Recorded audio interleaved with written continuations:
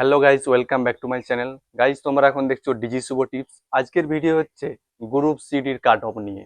আজকের ভিডিওতে তোমাদেরকে জানাবো গ্রুপ সিডির কাট অফ কি পরিমাণ যেতে চলেছে, কি পরিমাণ কম কাট অফ এবারে গ্রুপ সিডিতে যেতে চলেছে। তার কারণ হচ্ছে রাজ্য সরকারের রিভেরিফিকেশন ওবিসি এসটি এসসি, তোমরা সবাই এটা হয়তো শুনেছো। এই কারণেই গ্রুপ সিডির প্রচুর পরিমাণ কাট অফ কম যেতে চলেছে। তো এই ভিডিওটি পুরো মনোযোগ সহকারে দেখবে, স্কিপ করবে না। পুরো ভিডিওটি তোমাদেরকে বিশ্লেষণ করব এবং পুরো ভিডিওটি তোমরা দেখতে থাকো। এই কাট অফ কম যাওয়ার প্রধান কারণ হিসেবে তোমাদেরকে এখানে তুলে ধরেছি নতুন ওবিসি লিস্ট। দেখতে পাচ্ছ, হিন্দু সাবকাস্ট 54টি এবং মুসলিম সাবকাস্ট 12টি, মোট 66টি। আগে কিন্তু 200-র বেশি ছিল। সেখান থেকে রাজ্যে নতুন ওবিসি সংরক্ষণ মাত্র 7%, এবং কিন্তু রাজ্যের এসসিদের সংরক্ষণ 27%। কেন্দ্র সরকারের ওবিসিদের সংরক্ষণ কিন্তু 27% আছে। এখানে কিন্তু ওবিসি এবং এসসি এসটিদের সংরক্ষণ কিন্তু কমে গিয়েছে। এই কারণে এবং 200-র বেশি যে কার্ডগুলি ছিল সেগুলি কিছু পরিমাণ কার্ড বাতিল হয়ে যাবে। সেই কারণে কিন্তু প্রধান কারণ হিসেবে এখানে কাট অফ কম যাওয়ার এটাই তুলে ধরা হচ্ছে। তারপর এসসি এসটি এবং ওবিসি ইডাব্লিউএস এর সার্টিফিকেটগুলো রিভেরিফিকেশন হবে, তাই নতুন সরকার বলে দিয়েছে, এবং সেটা 1 জুন থেকে শুরু হচ্ছে। ও অফিসিয়াল নোটিফিকেশন জারি হয়নি, রিভেরিফিকেশন শুরু হবে। তো অনেক ক্যাটাগরি কিন্তু জেনারেল থেকে এসটি এসসি ওবিসি কার্ড বানিয়ে ফায়দা নিচ্ছিল, ও অনেকে চাকরিও পেয়েছে।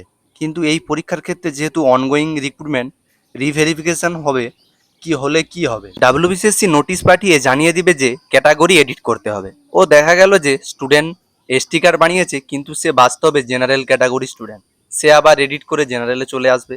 এইভাবে কিন্তু কাট অফ কমে যেতে পারে।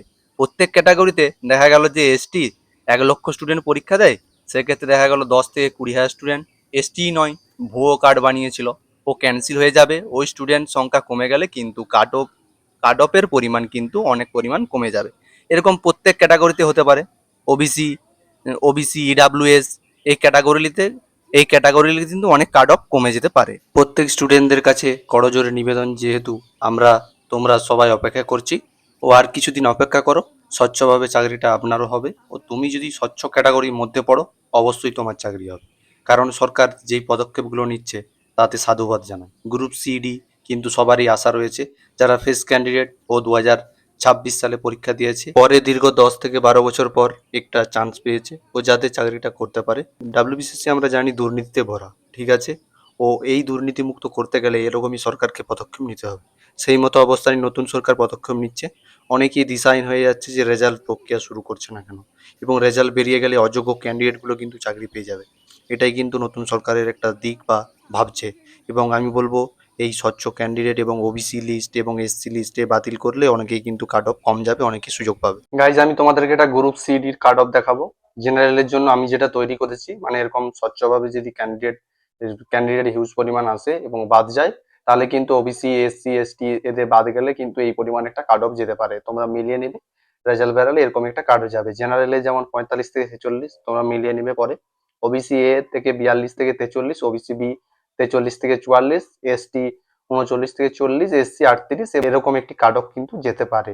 গ্রুপ সি এর ক্ষেত্রে তোমরা মিলিয়ে নেবে, এরকম একটি কাট অফ যেতে পারে।